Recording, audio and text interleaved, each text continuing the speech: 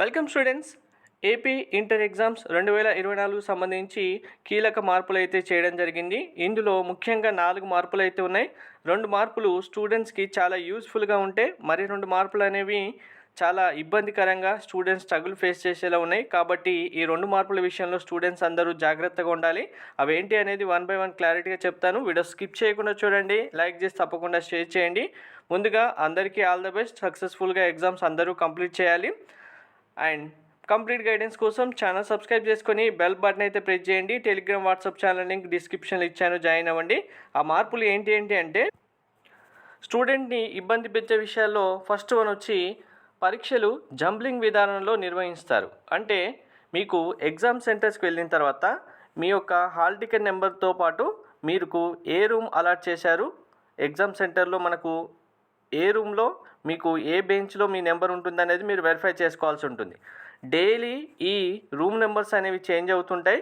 Room numbers ఒకవేళ ఏదైనా ఒక సెంటర్లో సేమ్ ఉన్నా మీ యొక్క బెంచ్ నెంబర్ కూడా మారుతుంది, మీ సిట్టింగ్ పొజిషన్ కూడా మారుతుంది.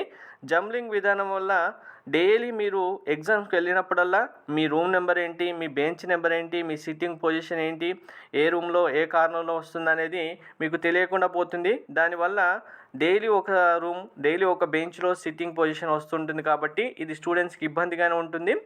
సెకండ్ వన్ వచ్చి 1 నిమిషం నిబంధన.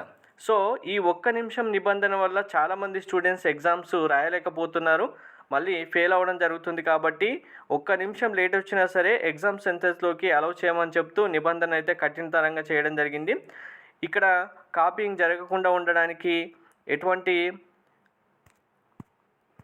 పేపర్ లీకేజెస్ ఉండకుండా ఉండడానికి మనకు ప్రతి ఒక్క సెంటర్లో సీసీ కెమెరాస్ కూడా ఏర్పాటు చేయడం జరిగింది. దీనివల్ల ప్రతి ఒక్క స్టూడెంట్ కదలికలను ప్రతిసారి అబ్జర్వ్ చేస్తూనే ఉంటారు. ఇది కూడా ఒక అందుకు ఇబ్బంది పెట్టే విషయం అని చెప్పొచ్చు. ఇంకా ఈ విషయాలే కాక మరి 2 మార్పులు ఏంటి అంటే స్టూడెంట్స్కి ఒకటి యూస్ఫుల్ అయ్యేది, హాల్ టికెట్స్ అనేవి డైరెక్ట్గా వెబ్సైట్ నుంచే డౌన్లోడ్ చేసుకోవచ్చు. మీరు దీనిపైన ప్రిన్సిపల్స్ అయినా అవసరం లేదు. అలాగే విద్యార్థులు ఎవరైనా సరే మీరు బస్సెస్లో వెళ్ళాలనుకున్న వారు ఆర్టీసీ బస్సెస్ సంబంధించి మీ యొక్క హాల్ టికెట్ నెంబర్ చూపిస్తే ఫ్రీగా బస్సులో అయితే జర్నీ చేయొచ్చు. మీరు ఎగ్జామ్ సెంటర్స్కి వెళ్ళి ఎగ్జామ్ రాసేసి మళ్ళీ ఫ్రీగా మీ హోమ్కి కూడా రీచ్ అవ్వచ్చు. ఇవి మార్పులని అందరూ ఫస్ట్ చెప్పిన 2 మార్పుల విషయంలో జాగ్రత్తగా ఉండండి. Thank you.